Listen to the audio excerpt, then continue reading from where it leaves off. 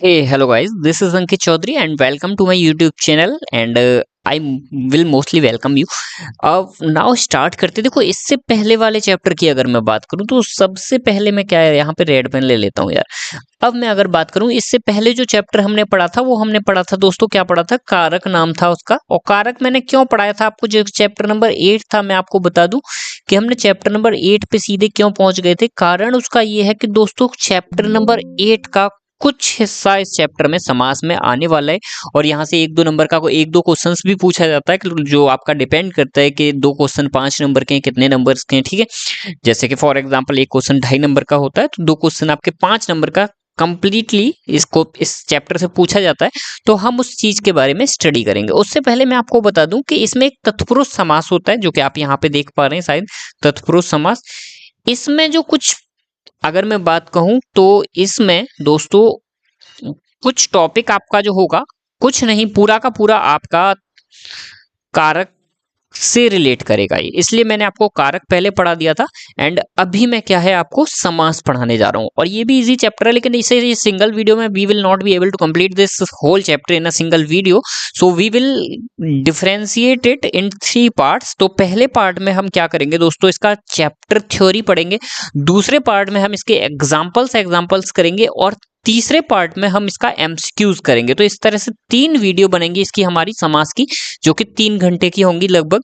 ठीक है, तो चलिए स्टार्ट करते हैं। अभी मैंने वैसे अगर मैं आपको बताना चाहूं तो मैंने सिलेबस काफी सारा कर रखा है। अगर मैं बात कहूं तो मैंने आपका यूपीएसआई का पेपर भी वो 5, 7, 10 दिन पहले का लगाया हुआ है, लेकिन उसे मुझे अपलोड करने का, वीडियो बनाने का टाइम नहीं मिल रहा है, क्योंकि ये चीजें ज्यादा इंपॉर्टेंट है। क्योंकि हम पहले बेसिक क्लियर कर लेंगे तो हम यूपीएसआई का पेपर बाद में कभी भी लास्ट में हम लोग लगाते रहेंगे। ठीक है, और दूसरी चीज और क्या किया मैंने, एनसीईआरटी का चैप्टर नंबर 1 आपका जो है sets relation function class 11th का, वो मैंने कंप्लीट कर लिया है। और सेट्स चूंकि हमने तैयार कर लिया क्लास 11th का, तो क्लास 12th का अगर सेट्स हम लोग देखेंगे तो वो सेम ही है। दूसरा चीज, मैंने R D Sharma class 11th की बुक भी डाउनलोड कर ली है, तो हम आर डी शर्मा की बुक से भी करेंगे। तो मतलब अभी मुझे 3 टॉपिक से वीडियो बनानी है। क्लास 11th का first chapter sets, class 12th का चैप्टर सेट्स रिलेशन फंक्शन और आर डी शर्मा का सेट रिलेशन फंक्शन, वो तीनों हमारे अभी पेंडिंग पड़े हुए हैं। उसके अलावा हमारा एक चीज और पेंडिंग पड़ा हुआ है, यूपीएसआई का पेपर पेंडिंग पड़ा हुआ है। और क्या पड़ा हुआ है पेंडिंग? और दोस्तों कुछ पेंडिंग नहीं पड़ा। ये समास हम पढ़ रहे हैं, इसके बाद हम चलेंगे उपसर्ग एंड प्रत्यय पढ़ेंगे। ठीक है, वो हो सकता है आज नहीं हो पाएगा हमारा, देखते हैं आज जितना हो जाएगा उतना हम कोशिश करेंगे करने की। मैं 2 वीडियो ऑलरेडी सुबह से अभी तक डाल चुका हूं। अभी मैंने खाना नहीं खाया, दोपहर का 1 बज चुका है। रात को भी मैं आई थिंक 4 बजे तक पढ़ा था। पढ़ाई मैंने की थी, लेकिन मैं वीडियो नहीं बना पाया क्योंकि मेरा ये laptop is not fully charge. तो चलिए स्टार्ट करते हैं, वी विल नाउ बिगिन। तो देखिए सबसे पहले समास, चलिए स्टार्ट करने से पहले समास के बारे में जानते हैं। समास जो होता है वो एक तरह से कंपाउंड होता है, कंपाउंड को समास बोलते हैं। ठीक है, अब मैं थोड़ा सा डीप लेके जाऊंगा आपको दोस्तों एक एक पॉइंट पे। समास 2 शब्दों, देखिए समास में और संधि में अंतर क्या होता है आपका जानना बहुत जरूरी है दोस्तों। संधि जो बन रहा था वो वर्णों के मेल से बन रहा था। वर्ण यानी एक केवल लेटर, जैसे प, व, फ, ब, म, इनसे बन रहा था। और समास जो है पूरे शब्द के जॉइंट होने से बनता है। ठीक है, ये मुख्य अंतर होता है। और संधि को वहां संधि विच्छेद बोलते हैं, संधि टूटता है तो। यहाँ पे समास टूटता है तो समास विग्रह बोला जाता है, मतलब अलग अलग नाम से जाना जाता है। बाकी छोटी छोटी चीजें हैं, बड़ी नहीं। अंतर, मेन अंतर केवल यही है कि वहां पे शब्दों का मेल हो, यहाँ वहां पे वर्णों का मेल हो रहा था, यहाँ पे शब्दों का मेल है। ठीक है, चलिए स्टार्ट करते हैं अब दोस्तों। समास, जस्ट सेकंड में कलर चेंज कर दूं, इसका कलर थोड़ा सा हमने अलग ले लिया। समास शब्द, दो शब्दों सम, संक्षिप्त एवं, संक्षिप्त मतलब इन शॉर्ट, एवं आस कथन शब्द का मेल से बना है। ठीक है, 2 शब्दों के मेल से बना है, सम और आस। ठीक है, जिसमें सम का अर्थ है संक्षिप्त, ठीक है, और आस का अर्थ है शब्द। ठीक है, यानी संक्षिप्त शब्द, 2 छोटे छोटे शब्दों को मिला के एक बड़ा शब्द बना है, उसे क्या कहेंगे हम लोग? समास बोलेंगे, जिसका अर्थ है संक्षिप्त कथन या शब्द, जो कि मैं ऑलरेडी बता चुका हूं, संक्षिप्त शब्द। जो कि मैंने नाम रख दिया अभी पहली, वो नीचे भी आ गया। समास प्रक्रिया में शब्दों के संक्षिप्तीकरण किया जाता है, मतलब शब्दों को छोटा किया जाता है। ठीक है। समास दो अथवा दो से अधिक शब्दों के मेल से मिलकर बने होते हैं हुए नए सार्थक शब्द को समास कहते हैं। ठीक है। यहाँ पे मैंने क्या बताया, अभी अभी मैंने आपको बताया, दो या दो से अधिक शब्दों से मिलकर बनता है, उसे समास भी कहते हैं। वर्णों से मिलकर बनेगा उसे संधि कहेंगे। ठीक है। समस्त पद, समसायिक पद, ये सब फालतू की चीजें नहीं पढ़ते हैं, पर पढ़ ले रहे हैं। समास के नियमों से बना शब्द समस्त पद कहलाता है या सामसिक पद कहलाता है। समास विग्रह, भाई समास विग्रह अभी मैंने बताया था, वहां पे संधि विच्छेद बोलते थे, यहाँ समास विग्रह बोलेंगे। ठीक है। मतलब समास विग्रह मतलब समास को तोड़ना, जैसी संधि विच्छेद संधि को तोड़ना, समास को तोड़ना। ओके। समास रचना एवं प्राय दो पद होते हैं। ठीक है। ये बहुत इंपॉर्टेंट है भाई, इसमें दो पद होते हैं। अब इन्हें याद करना क्यों जरूरी है, क्योंकि इनसे रिलेटेड एग्जाम में पूछा जाता है, इसलिए ये बहुत इंपॉर्टेंट है। अब इंपॉर्टेंट क्या है इसमें मैं आपको बता दूं कि दो दो पद होते हैं। कौन कौन सा पद होते हैं? पहला पद होता है जो पूर्व पद कहलाता है और दूसरा पद उत्तर पद कहलाता है। ठीक है। अब इसी के आधार पर जो आप बाद में इनके पार्ट्स पढ़ोगे, चलो मैं अभी बता देता हूं। इसके 6 भेद होते हैं। ठीक है। कितने भेद होते हैं? 6 भेद होते हैं। ये 6 के 6 आपको दे रखे हैं। ठीक है। 6 भेद होते हैं। इसको मैं थोड़ा सा कर देता हूं। ये मुख्य 6 मुख्य भेद होते हैं, तो इसे मैं क्या दूसरे कलर से भी कर देता हूं दोस्तों, ताकि आपको दिक्कत ना हो। ठीक है। समस्त के 6 मुख्य भेद होते हैं। ठीक है। अब चल दो येलो पे ही चलते हैं। ठीक है। तो 6 मुख्य भेद होते हैं। अब मैं क्या बता रहा था आपको कि इन 6 भेदों को भी हम इसमें पढ़ेंगे कि उत्तर पद कौन सा है, पूर्व पद कौन सा है, क्योंकि इनसे रिलेटेड क्वेश्चन में एग्जाम में क्वेश्चन पूछे जाते हैं। ठीक है। जैसे राजा का पुत्र, राजपुत्र यानी राजा का पुत्र। ठीक है। राजा का पुत्र यानी अगर हम बात करें तो पहले देखो, इसके बारे में हम बाद में जानेंगे, ये सब एग्जाम्पल दे रखे हैं। अब एग्जाम्पल आपको इतनी जल्दी तो समझ आएंगे नहीं, तो मैं क्या करूंगा, इसको बाद में टॉपिक को क्लियर करूंगा। अदरवाइज ये आपका क्लियर हो जाएगा बिना पढ़ाए ही। जो इंपॉर्टेंट चीजें हम उस पर चलते हैं, हम भेदों के बारे में पढ़ते हैं। ठीक है। वैसे यहाँ से आपको बहुत दिक्कत होगा, मैं यहाँ पे पढ़ा दूंगा, आपको कंफ्यूजन बढ़ जाएगा भाई, मुझे पढ़ाने में कोई इशू नहीं है, मैं यहाँ पे आपको हो सकता है पढ़ा दूंगा ये चीजें, लेकिन यहाँ अगर मैंने पढ़ा दिया आपका कंफ्यूजन बढ़ जाएगा, आप वीडियो छोड़ के चले जाओगे, तो मैं वीडियो नहीं छोड़ने दूंगा आपको। देखो, अब समास के मुख्य 6 भेद होते हैं, यहाँ पे लिखा हुआ है क्लियरली, देखो ये रहा, समास के 6 भेद होते हैं। पहला होता है, अब इनके नाम रट लो वो भी लाइन से। ठीक है। तो सबसे पहला जो होगा वो कौन सा होगा दोस्तों? अव्ययी भाव समास। ठीक है। दूसरा होगा आपका तत्पुरुष समास। तीसरा होगा आपका कर्मधारय समास। ठीक है। एडवर्बल समास। ठीक है। देखते जाओ, द्विगु समास यानी न्यूमेरल कंपाउंड, द्वंद्व समास यानी कॉप्युलेटिव कंपाउंड, एंड बहुव्रीहि समास मतलब एट्रीब्यूटिव कंपाउंड। ठीक है। अब इसके बारे में मैं थोड़ा सा आपको बता दूं। क्या बताऊंगा, देखो बड़े ध्यान से सुनना एक एक के बारे में। हालांकि मैं यहीं पे समअप कर दूं पूरी वीडियो को, लेकिन मैं चाहूंगा कि आप डीपली स्टडी करो, और डीपली स्टडी करने के लिए आपको क्या करना पड़ेगा, आपको डिटेल में पढ़ना पड़ेगा। तो चलिए, जो अभी मैं बता रहा था कि दो तरह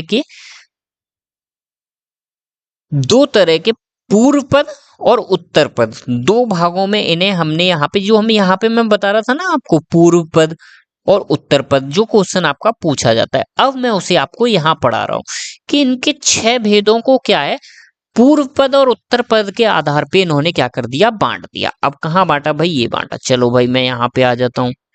ठीक है।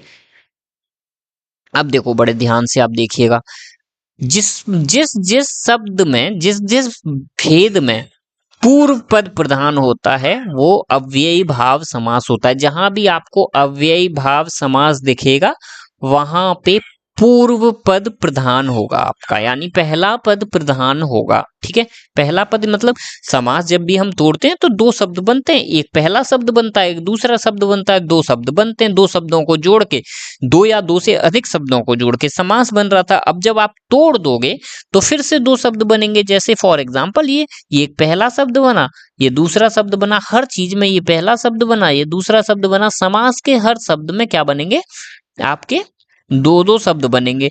तो जिसमें पूर्व पद प्रधान हो, यानी पहला पद जिसमें प्रधान होगा वो क्या होगा, अव्ययी भाव समास होगा। ठीक है, द्वंद्व समास यानी दोनों पद प्रधान होंगे, उसे हम द्वंद्व समास बोलेंगे। ठीक है, दोनों पद प्रधान मतलब दोनों की अहम भूमिका होगी। जैसे अगर मैं बात करूं, आपके जीवन में माँ और बाप दोनों की अहम भूमिका होती है। अगर उनमें से एक भी नहीं होगा तो फिर वो अधूरा हो जाएगा आपका जीवन। ठीक है, तो उसी तरह से दोनों पदों की प्रधानता होती है द्वंद्व समास में। और बहुव्रीहि समास क्या होता है, जिसमें कोई पद प्रधान नहीं होता। ठीक है, दोनों पद अप्रधान होते हैं। अप्रधान मतलब कोई भी प्रधान नहीं होता। मतलब कहने का ये है कि जब भी बहुव्रीहि समास की बात हो रही होती है तो दो वर्ड्स जुड़ते हैं, लेकिन जुड़ के वो तीसरा पद बना देते हैं। ठीक है, समझ आया बात। अब बचा आपका उत्तर पद प्रधान। देखो आपने पढ़ लिया पूर्व पद प्रधान, दोनों पद प्रधान, दोनों में से कोई भी पद प्रधान नहीं, यानी दोनों पद अप्रधान। अब बचा आपका उत्तर पद। तो बचे हुए तीन जो समास होते हैं उनमें उत्तर पद प्रधान होता है, जो कि तत्पुरुष समास, कर्मधारय समास और द्विगु समास। ये तीनों लाइन से आते हैं, इसलिए मैंने आपको बोला कि ये चीज आप क्या है लाइन से याद कर लीजिएगा। ठीक है, इसलिए मैंने आपको बोला था स्टार्टिंग में ही, मैंने आपको क्या बोला कि ये आप नाम लाइन से याद कीजिएगा जिससे आपको दिक्कत ना हो। ठीक है, द्वंद्व समास, देखो द्वंद्व लिखा ही है, इसमें डबल द आ रहा है, दोनों द एक जैसे बने हैं, तो यहां से आप समझ सकते हो इक्वल। इक्वल यानी द्वंद्व समास में दोनों पद प्रधान है, मतलब माँ और बाप दोनों का सेम वैल्यू है। ठीक है, मैं समझाने के लिए आपको तरीका बता रहा हूँ। ठीक है, मैं सरल से सरल चीज समझाने का प्रयास करता हूँ ताकि ज्यादा आपको थिंकिंग अपना यूज न करना पड़े माइंड। ठीक है, चलिए अब स्टार्ट करते हैं। अब फर्स्ट वन है अव्ययी भाव समास। तो सबसे पहले अव्ययी भाव समास को मैं बड़े ही सरल ढंग से आप लोगों को बता दूं कि जिन जिन शब्दों के पहले पहला पद यानी पहले स्टार्टिंग से पहले ही क्या क्या आ जाए, अनु आ जाए, आ जाए, प्रति आ जाए, भर आ जाए, यथा आ जाए, यावत, हर, हाथों, रिपीट, या कोई भी एक शब्द बार बार रिपीट हो, तो वो सब क्या होते हैं दोस्तों, वो सब आपके अव्ययी भाव समास में आ जाते हैं। जैसे उदाहरण दे देते हैं, अनु से अनुकूल हो गया, आ से आजन्मा हो गया, प्रति से प्रतिदिन हो गया, या प्रतिकूल हो गया, भर से भरपेट हो गया, यथा से यथाचित हो गया, यावत से क्या होगा भाई, यावत से भी कोई वर्ड बन जाता होगा, हर से हर हर महादेव, या फिर हर दिन हो गया आपका। ठीक है, हर दिन, प्रतिदिन, ये सारे वर्ड्स जो हैं आपके, ये सब क्या है आपके अव्ययी भाव समास में, अव्ययी भाव समास में आते हैं। ठीक है, अब हम बात करते हैं इसके उदाहरण के बारे में। ये तो मैंने आपको समझा दिया था अपने उदाहरण देके। और कोई वर्ड रिपीट होता हो, जैसे हर पल, हर पल, हर पल तो नहीं रहेगा, हाँ हर पल हो जाएगा वैसे, या कोई भी वर्ड रिपीट हो रहा हो, हम आगे जाके उदाहरणों में पढ़ लेंगे। ठीक है, चलिए अभी चलते हैं हम एग्जाम्पल्स पे।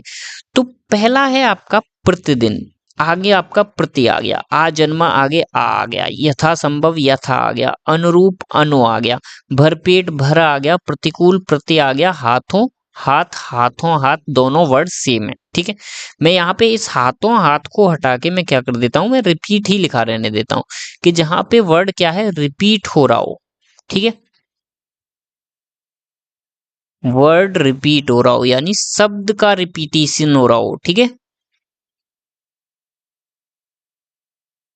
वहां पे भी आपका अव्ययी भाव समास होगा। ठीक है, हाथ हाथ या हाथों हाथ, दोनों शब्द एक जैसे रिपीट हो रहे हैं, रिपीट हो रहे हैं मतलब समानता है, समानता है मतलब अव्ययी भाव समास है। ठीक है, क्लियर हुआ एकदम।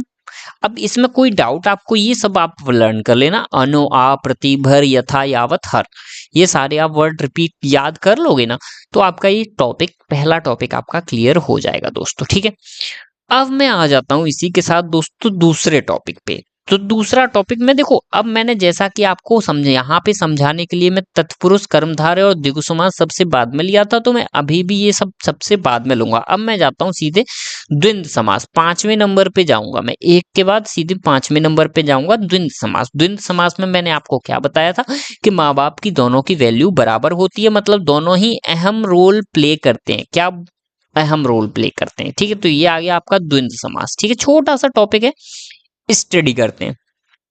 चलिए, क्या है दोस्तों द्वंद्व समास, देखिए जरा। द्वंद्व समास, सॉरी हाइलाइटर ले लेता हूं।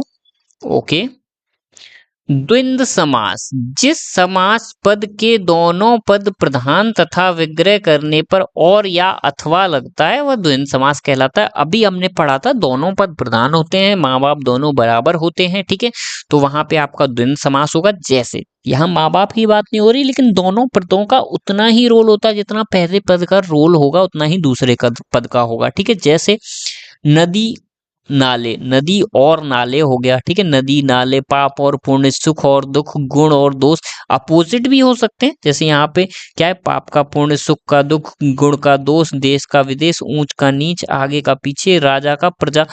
और अपोजिट के अलावा सेम भी हो सकते हैं। ठीक है, नर नारी, खरा खोटा, राधा कृष्ण, ठंडा गरम, छल कपट, अपना पराया। छल कपट, छल कपट are not the opposite word, they are synonyms. But ये भी है, क्यों, मैंने अभी बोला जरूरी नहीं है कि वो अपोजिट हो, लेकिन दोनों का रोल बराबर ही होता है, उसे हम क्या कहेंगे दोस्तों, द्वंद्व समास हम कहेंगे। तो द्वंद्व समास आपका टॉपिक क्लियर हो गया है। ठीक है, अब आ जाते हैं हम छठवें वाले पे। छठवां वाला क्या था आपका, बहुव्रीहि समास। तो बहुव्रीहि समास पे आ जाते हैं भाई। ठीक है, उन तीनों को हम तो लास्ट में करने वाले हैं। बहुव्रीहि समास क्या होता है दोस्तों, ये रहा, क्या है बहुव्रीहि समास, जिस समस्त पद में, अभी मैंने बताया था कोई पद प्रधान नहीं होता या दोनों पद अप्रधान होते हैं एवं उसका वो मिलकर तीसरा शब्द बनाते हैं, जो तीसरा शब्द प्रधान के रूप में छलकता है। जैसे नीलकंठ, नीलकंठ किससे बना, नील प्लस कंठ से बना। नील अलग है, कंठ अलग है, लेकिन नीलकंठ का मतलब यहाँ किससे है, शंकर भगवान से है, शिव भगवान से है, शिव शंकर। ठीक है, तो जब कोई दो वर्ड्स मिलके एक तीसरा वर्ड बनाए जो कि आपका प्रधान हो, ठीक है, दोनों पद में से कोई प्रधान ना हो के तीसरा पद प्रधान हो, उसे हम क्या कहेंगे, बहुव्रीहि समास कहेंगे। चलिए उदाहरण ले लेते हैं। यहाँ पे देखो उदाहरण दिए हुए, मैं यहीं तक उदाहरण लूंगा, उसके बाद हम क्या है दूसरे टॉपिक पे पहुंच जाएंगे। चलिए तो भाई लेते हैं लंबोदर, लंबोदर यानी गणेश हो जाएगा आपका। दशानन यानी रावण, चक्रपाणी यानी, देखिए मैं सबको हाइलाइटर से करा देता हूं आपको। ठीक है, लंबोदर यानी गणेश, दशानन यानी रावण, चक्रपाणी यानी विष्णु। विष्णु चक्रपाणी हो जाएंगे ना, हाँ विष्णु। ठीक है, विष्णु को कृष्ण भी बोल सकते हैं, कृष्ण बोलते हैं क्या विष्णु को, देख लीजिएगा भाई, क्लियर कर लीजिएगा, मैं ज्यादा पूजा पाठ नहीं करता हूँ। ठीक है, कि विष्णु भगवान और कृष्ण भगवान अलग अलग हैं क्या, हाँ विष्णु तो वो हैं जो वहां पे ब्रह्मा विष्णु महेश वाले, और कृष्ण उनका ही एक प्रारूप है। ठीक है, महावीर, महावीर कौन है, महावीर बजरंग बली। ठीक है, तो महावीर हो गए आपके हनुमान। ठीक है, आगे है चतुर्भुज, जिनकी चार भुजाओं हैं यानी विष्णु। ठीक है, प्रधानमंत्री, प्रधानमंत्री तो प्रधानमंत्री हुआ। पंकज हुआ आपका क्या, कमल हो गया पंकज। ठीक है, पंख में पैदा हो जो, वो हो जाएगा पंकज। मंत्रियों का प्रधान हो जो, ये दोनों वर्ड इंपॉर्टेंट है भाई, इनको अंडरलाइन कर देता हूं मैं, इनको थोड़ा सा याद कर लीजिए, बाकी सब आपको इजी इजी मिलेंगे। ठीक है, देख लेते हैं जो जो कठिन होंगे। मैं गिरधर गोपाल, ठीक है, गिरधर यानी कृष्ण, पीताम्बर, पीताम्बर गणेश होता है क्या, पीताम्बर कृष्ण को बोलते हैं। ठीक है, पीताम्बर, पीताम्बर यानी कृष्ण भगवान। निशाचर यानी राक्षस, चलौड़ी, चलौड़ी यानी माला, त्रिलोचन यानी शंकर भगवान, चंद्रमौली यानी शिव। ठीक है, चंद्र है, मौली, मौली मीन्स माथा। ठीक है, ये इंपॉर्टेंट चीज है यार, मुझे एक इंपॉर्टेंट चीज मिली, मौली यानी माथा। ठीक है, मौली यानी माथा, चंद्र है जिसके माथे पे चंद्र मौली हो जाएगा आपका। ठीक है, विषधर, विष को धारण करने वाला कौन, शंकर भगवान है क्या, सर्प है, सॉरी। ठीक, चलो मृगेंद्र, मृग, मृगेंद्र यानी मृगों सा इंद्र, यानी घनश्याम यानी आपके कृष्ण हो गए। मृत्युंजय, मृत्यु को हराने वाले शंकर भगवान। ठीक है, अब देखिए इसमें हार्ड कौन कौन सा है, उनको थोड़ा सा डिस्कशन हम कर ले रहे हैं। मृगेंद्र, मृगेंद्र यानी सिंह के लिए भी यूज किया जाता है मृगेंद्र। ठीक है, मृग का इंद्र यानी शेर। ठीक है, विषधर यानी सर्प, विष और धर दो वर्ड हैं, दोनों जुड़ के तीसरा बना रहे हैं यानी सर्प बना रहे हैं। अब देखो यहां से तो आपको विष को धारण करने वाला ये भी बन रहा है थोड़ा सा। चलिए कोई दिक्कत नहीं, आप अभी जो रटा रहा हूँ थोड़ा सा रटने की कोशिश कीजिए। कुछ हार्ड वर्ड है जिनको मैं ऑलरेडी अंडर। चलौड़ी, चार हैं लाड़ियां जिसकी। देखो चलौड़ी को हम किस में डाल सकते हैं, चड़ौली को द्विगु समास में भी डाल सकते हैं हम लोग, ठीक है। द्विगु समास में आपको पढ़ाऊंगा तो वहां पे बता दूंगा कि वहां पे क्या है, आपके नंबर से जो भी वैल्यू आ जाएंगी। और त्रिलोचन, त्रिलोचन को भी हम वहां पे कहाँ डाल सकते हैं भाई, द्विगु समास में डाल सकते हैं, क्योंकि आगे तीन आ रहा है। जिस वर्ड के आगे 3, 4, 2, 1, 3 कोई भी नंबर आ जाए वो द्विगु समास भी हो जाता है, ठीक है। तो ये अभी मैं आपको इनको डिफरेंशिएट करना बहुत अच्छे से समझा दूंगा, लेकिन अगर आपका एग्जाम में आता है तो आप बहुव्रीहि समास ही लगा के आएंगे। बात समझ आ रही है। अगर बहुव्रीहि समास नहीं होगा तो द्विगु लगा के आओगे, अदरवाइज बहुव्रीहि समास ही लगा के आओगे। अब हमारे 3 टॉपिक क्लियर हो चुके हैं, ठीक है। अब हम चलते हैं द्विगु समास पे, ठीक है।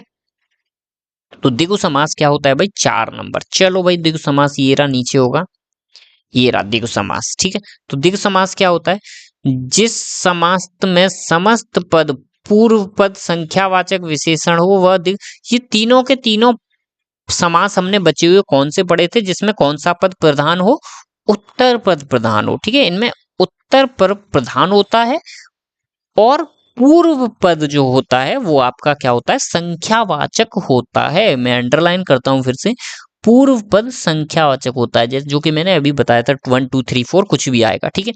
तो अब देखिए यहां से समझने की कोशिश करिए। सप्त, दोपहर, दो, दो यानी दो, त्रिलोक यानी त्रिलोक, चौराहा 4 राहों वाला, नव मीन्स 9, सप्त मीन्स 7, पंच मीन्स 5, सप्त मीन्स 7, त्रि मीन्स 3, तिर मीन्स 3, ठीक है। अब यहां से जो जो मैंने अंडरलाइन किया ये सारे क्या है, आपके नंबर्स बने, ठीक है। अब देखिए इनको पूरा करते हैं। सप्त सिंधु यानी 7 सिंधुओं का समूह, दोपहर 2 पहरों का समूह, त्रिलोक 3 लोकों का समाहार, चौराहा 4 राहों का समूह, नवरात्र 9 रात्रियों का समूह, सप्तऋषि 7 ऋषियों का समूह, पंचमणि 5 मणियों का समूह, सप्ताह 7 दिनों का समूह, त्रिकोण 3 कणों का समूह एंड तिरंगा 3 रंगों का समूह, ठीक है। अब बात आती है, क्या आप इनमें से किसी को बहुव्रीहि समास बना सकते हो? हाँ, अगर यहाँ पे त्रिलोक की जगह त्रिलोकी लिखा होता, त्रिलोकीनाथ या त्रिलोक की होता, तो हम क्या कर देते, इसे शंकर जी बोल देते, ठीक है। पंचमणि जो है आपका वो भी बन जाता, ठीक है। पंचमणि भी आपका क्या हो जाता दोस्तों, बहुव्रीहि समास हो जाता, ठीक है। तो इस तरह से ये आपके बहुव्रीहि समास बन जाते, ठीक है। चलिए अब हम चलते हैं थोड़ा सा ऊपर, इसको जूम आउट कर दें क्या, नहीं। चलिए अब ये आपका क्या है दोस्तों, क्या क्या हो चुका आपका, 4 टॉपिक हो चुके। अब बचे आपके 2, तत्पुरुष और कर्मधारय। तो इससे कर्मधारय मैं पहले कर लूंगा, तत्पुरुष बहुत बड़ा है। तत्पुरुष में पूरा का पूरा आपका कारक चैप्टर जो मैंने पढ़ाया था वो आ जाएगा, बस वो अगर आपने स्टडी कर लिया तो कारक समास आप इजीली कर, वो तत्पुरुष समास आप इजीली कर लोगे, ठीक है। तो अब हम चलते हैं कर्मधारय समास पे, यानी टॉपिक नंबर 3। टॉपिक नंबर 3 कहाँ है दोस्तों, ये रहा कर्मधारय समास, ठीक है। तो अब इसमें क्या इंपॉर्टेंट है देख लेते हैं भाई। कर्मधारय में भी कौन सा, उत्तर पद प्रधान होगा, ठीक है, जिसमें समस्त पद का उत्तर पद प्रधान हो तथा पूर्व पद उत्तर पद का उपमेय, उपमान व उपमेय अथवा विशेषण विशेष्य से संबंध हो, यानी या तो उसका विशेष्य विशेषण से रिलेटेड हो, यानी उसकी विशेषता बताए, ठीक है, एडजेक्टिव की फॉर्म हो, या उपमेय उपमान कर रहा हो, जहां पे मतलब पहले टॉपिक से रिलेट कर रहा हो वहां पे हो जाएगा, ठीक है। चलिए अब स्टार्ट करते हैं हम लोग। तो क्या है पहला, और इनमें किसका प्रयोग किया जाता है, विग्रह होने पर इन दोनों पदों के मध्य आ जाता है जो या के समान, ये वर्ड हमेशा आता है दोस्तों, ठीक है। तो जैसे चरण कमल, चरण है जो कमल, कमल है जो चरण, यानी कमल के समान चरण, ठीक है। कनक लता, कनक के समान लता, ठीक है, कनक की सी लता यानी के समान, ठीक है। कल, कमल नयन, कमल के समान नयन। प्राण प्रिय, प्राणों से है जो प्रिय। चंद्रमुख, चंद्र के समान मुख। मृग नयन, मृग के समान नयन। देहलता, देह है जो लता, क्रोध अग्नि, क्रोध के समान अग्नि, क्रोध रूपी अग्नि। लाल मणि, लाल है जो मणि, नीलकंठ, नीला है जो कंठ। महापुरुष, महान है जो पुरुष, महादेव, महान है जो देव। अधमरा, आधा है जो मरा। परम आनंद, परम है जो आनंद। ठीक है, तो यहाँ पे आपने क्या देखा कि के समान आ रहा है सारे शब्दों में, नहीं तो रूपी मतलब के समान। ठीक है, या फिर है जो आ रहा है। इन शब्दों को हम हमेशा क्या बोलते हैं दोस्तों? हम इन्हें बोलते हैं कर्मधारय समास। ठीक है, अब वहां पे कंफ्यूज मत होना। वहां पे आप क्या है, अभी तत्पुरुष समास पढ़ोगे तो वहां पे के आएगा, तो के से कंफ्यूज मत हो जाना। इसमें के समान दोनों वर्ड आ रहे हैं, वहां पे के वर्ड आएगा। ठीक है, तो कंफ्यूज मत होना। अब आपका लास्ट टॉपिक रह गया कौन सा? तत्पुरुष समास, जिसके बारे में हम पढ़ लेते हैं। अब तत्पुरुष समास को फिर से भागों में बांट दिया। कितने भागों में बांट दिया? 7 भागों में बांट दिया। 8 ही मान लीजिए वैसे, क्योंकि कारक 8 होते हैं तो 8 मान लीजिए, वैसे 7 ही भागों में बांटा गया। ठीक है, थोड़ा सा आप एज्यूम कर सकते हो, समझ आ जाएगा। तत्पुरुष समास, जिन समासों के बाद में अथवा उत्तर पद प्रधान, वो हमने पढ़ा था कि कर्मधार समास, तत्पुरुष समास, 3 समास थे। तीनों के तीनों क्या है? कर्मधार, तत्पुरुष और द्विगु समास, तीनों के तीनों पद में उत्तर पद प्रधान था। ठीक है, ये लिखे हुए तत्पुरुष, कर्मधार और द्विगु समास। ठीक है, तो इसमें भी उत्तर पद प्रधान है। ठीक है, पदों के बीच कारक चिन्ह का लोप हो जाता है। ठीक है, लोप हट जाता है कारक चिन्ह का। आगे क्या है भाई? तत्पुरुष समास को जैसे ये होते क्या है, देखो यहाँ पे इसके एग्जाम्पल दे रखे हैं। अब जैसा कि मैं हमेशा बताता हूँ, एग्जाम्पल तभी समझ आएंगे जब आपको सारी की सारी उसके भेद समझ आ जाएंगे। भेद समझ आ जाएंगे तो भाई, जैसे फॉर एग्जाम्पल, अगर किसी के घर में किसी बुजुर्ग इंसान के बाप को समझना है तो उसके बच्चे को समझ लो, या आप बच्चे को समझ जाओगे तो आप समझ जाओगे कि उसके बाप कैसे हैं, उसके पिता कैसे हैं, उसके पिता ने उन्हें कैसी शिक्षा दी है। ठीक है, कहते हैं ना, बच्चों के आचरण में माँ बाप का रूप झलकता है। ठीक है, तो वही परिभाषा मैं यहाँ पे बताने की कोशिश कर रहा हूँ कि तत्पुरुष समास को समझने के लिए आप उनके भेदों के बारे में पढ़ लीजिए, तो तत्पुरुष समास आपका क्लियर हो जाएगा। ठीक है, तो इसके 8 भेद होते हैं। 8 नहीं, 7 ही होते हैं। 6 भेद दिए हैं, चलो 6 भेद होते हैं। अब तत्पुरुष, वहां पे हमने पढ़ा था कारक के तो 8 भेद होते हैं, तो 8 में से कौन से 2 यहाँ पे हटा दिए? तो पहला तो कर्ता हटा दिया। कौन कौन से 2 हटा दिए हम देख लेते हैं भाई। एक तो आपका कर्ता हटा दिया। ठीक है, कर्ता ने कर्म को करण से संप्रदान के लिए अपादान से संबंध में, अधिकरण में संबोधन है, संबोधन भी हटा दिया भाई। लास्ट जो था आपका 8वां, संबोधन, ऐसे ही लिखते हैं, देख लेना, बिंदी लगेगी तो बिंदी लगा लेना, जो भी हो आपका म हटा देना। ठीक है, संबोधन। अब देखो, अब बात समझो आप। हमने वहां पढ़ा था कर्ता ने कर्म को। ठीक है, तो जिस वर्ड में आपका को शब्द आ जाएगा, जैसे गगन चुंबी, गगन को चुंबी, यश प्राप्ति, यश को प्राप्ति, चिड़ी मार, चिड़ी को, चिड़िया को मार, ग्रामगत, ग्राम को गत, गया हुआ, ग्राम को गया हुआ, ग्रामगत, रथ चालक, रथ को चलाने वाला, जेब कतरा, जेब को काटने वाला। ठीक है, कतरने वाला या काटने वाला। जहां पे भी आपका को वर्ड आया, वो सब आपके क्या है दोस्तों? कर्म कारक हो जाएंगे। और कर्म कारक किसका भेद है भाई? वो आपका तत्पुरुष का भेद है, तो ये तत्पुरुष समास हो जाएगा। ठीक है, कभी कभी ये भी पूछ लेता है ये कर्म कारक है, करण कारक है, सॉरी कारक नहीं, कर्म कर्म समास है, कर्म तत्पुरुष समास है, या करण तत्व, कौन सा तत्पुरुष समास है, ये भी क्वेश्चन पूछता है। तो इसलिए हम ये डिटेल में पढ़ रहे हैं। ठीक है, आगे देखिए। आगे है आपका करुणा, करुणा पूर्ण, करुणा को पूर्ण नहीं होगा, करुणा से पूर्ण होगा। यहाँ पे सारे वर्ड्स में क्या है दोस्तों? से आ जाता है। जैसे करुणा से पूर्ण, भया से कुल, भय से कुल, रेखांकित, रेखा प्लस रेखा से अंकित, शोकाग्रस्त, शोक से ग्रस्त, मदांत, मद से अंधा। मद, मद क्या होता है भाई इसका चलो देख लेंगे बाद में। मद से अंधा, मन चाहा, मन से चाहा, पद से दलित, एंड सूर से रचित।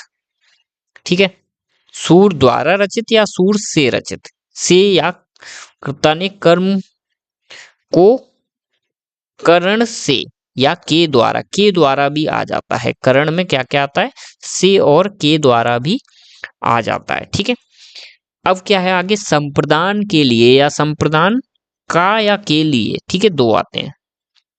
तो के लिए जहां पे भी प्रयोग, के लिए शाला, स्नान के लिए घर, यक्ष के लिए शाला शाला, देश के लिए भक्ति देश भक्ति, डाक के लिए गाड़ी डाक गाड़ी, परीक्षा के लिए भवन या परीक्षा का भवन, हथकड़ी हथ के लिए कड़ी, परीक्षा के लिए भवन। ये सारे वर्ड्स क्या हो गए दोस्तों आपके, जहां पे भी जिस जिस वर्ड में के लिए आया ये आपका हो गया संप्रदान कारक। संप्रदान कारक अब मुझे बार बार याद आ जा रहा है क्योंकि कारक हम अभी पढ़ के आए। तो संप्रदान तत्पुरुष समास हो गया ये, संप्रदान तत्पुरुष समास। ठीक है, अब आगे देखते हैं भाई, अपादान। अपादान में भी स आता था लेकिन वहां पे क्या था, हम वहां पे पृथक कर रहे थे, अलग कर रहे थे। ठीक है, पृथक यानी अलग कर रहे थे, तो यहाँ पे भी अलग ही होगा।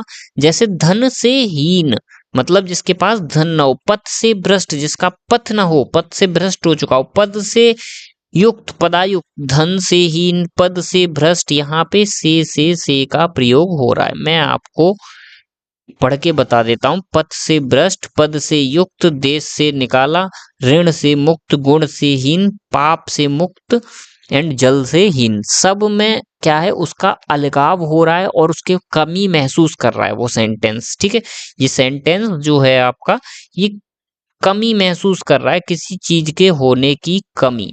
ठीक है, तो वहां पे आप क्या है, अलगाव महसूस कर रहा है, ये भी बोल सकते हो आप। तो ये क्या है आपका अपादान तत्पुरुष समास।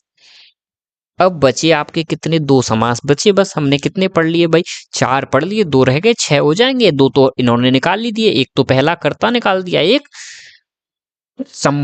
संबोधन निकाला, कौन सा निकाला, हाँ संबोधन निकाल दिया। ठीक है, चलिए अभी दो और पढ़ते हैं बस।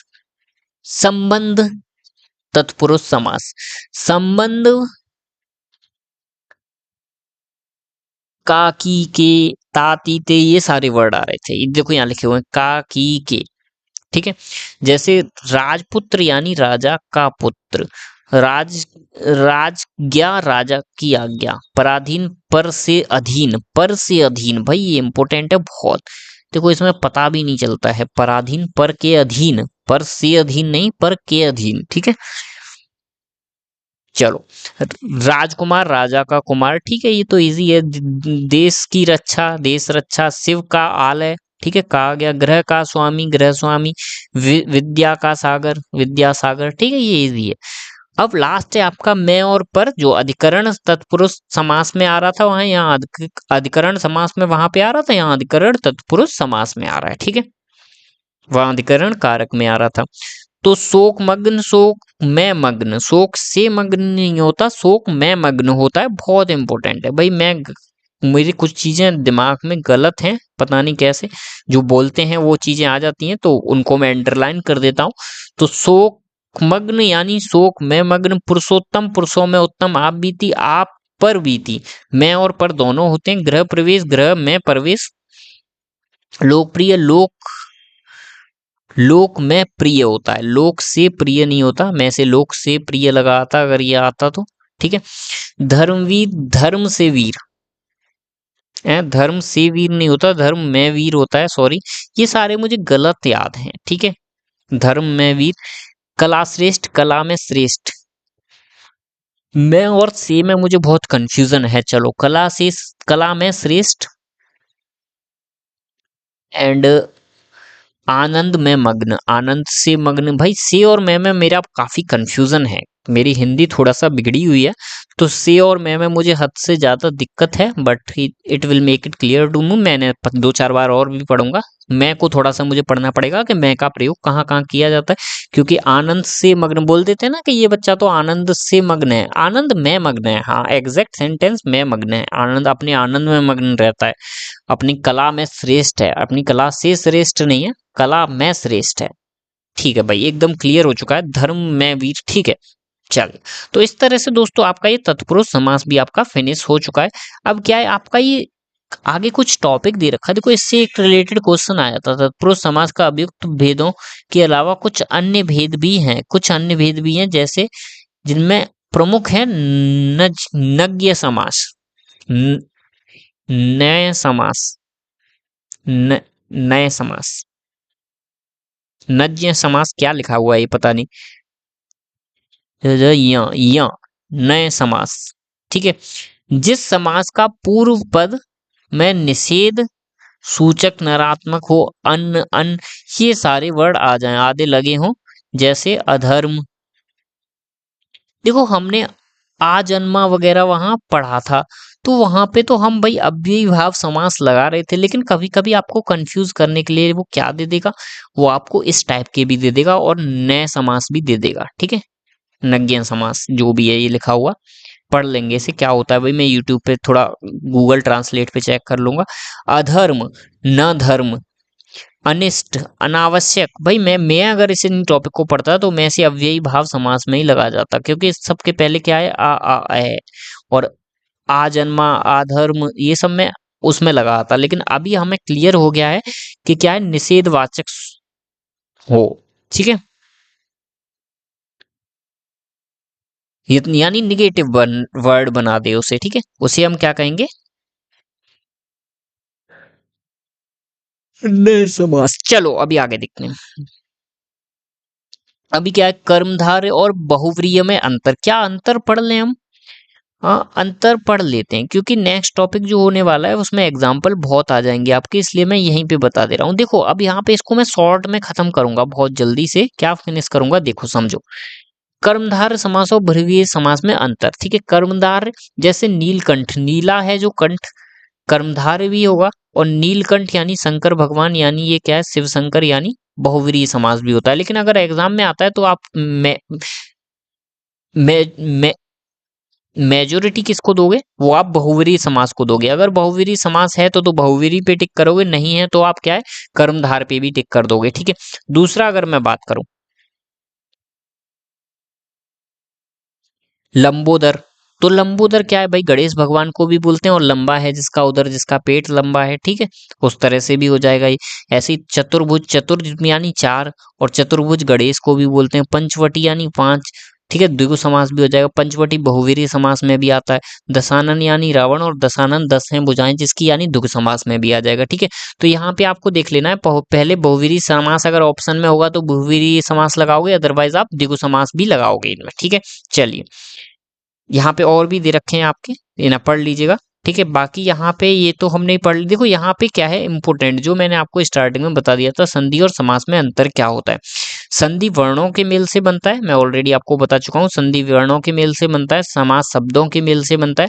संधि में वर्णों का योग से वर्ण में परिवर्तन भी होता है, जबकि समास में ऐसा नहीं होता। ठीक है, समास में कोई परिवर्तन नहीं होता वर्णों में, लेकिन शब्द में परिवर्तन हो जाता है। लेकिन संधि में वर्णों में परिवर्तन हो रहा था। समास में बहुत पदों के बीच में कारक चिन्हों का अथवा समुच्चय बोधक चिन्हों का लोप होता है। ठीक है, समास में क्या है, लोप हो जाता है।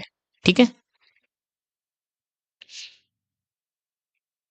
जैसे यहाँ उदाहरण दे रखा है, विद्या प्लस आलय, तो यहाँ से आ हट गया। ठीक है, तो लोप हो गया।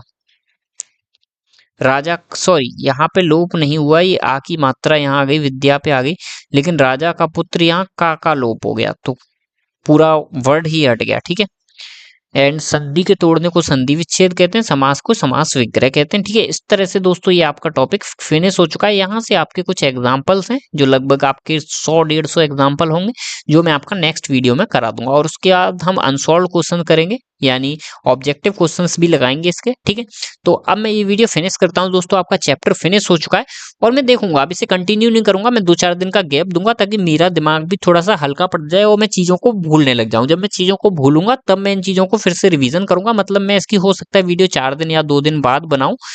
और अभी हम क्या करेंगे, अभी हम एनसीईआरटी मैथ्स पे फिर से वापस जाते हैं, और यूपीएसआई के पेपर पे वापस जाने की कोशिश करेंगे। ठीक है, ओके, थैंक यू दोस्तों, इसे लाइक शेयर सब्सक्राइब कर दीजिएगा, और हम मेनली यूपीएसआई और एनसीईआरटी और ये सारी चीजें पढ़ रहे हैं जो कि आपके लिए हेल्पफुल होंगी।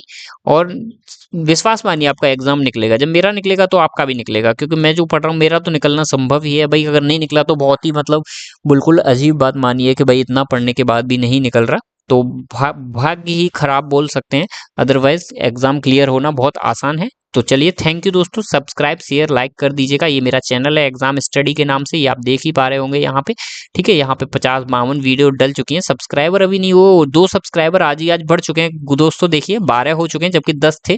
तो चलिए उस तरह से धीरे धीरे बढ़ेंगे। अभी लोगों तक वीडियो नहीं पहुंच रही है, मैं केवल अपने व्हाट्सएप पे ही अपलोड कर रहा हूँ और कहीं मैं अपलोड नहीं कर रहा हूँ। ठीक है दोस्तों, थैंक यू।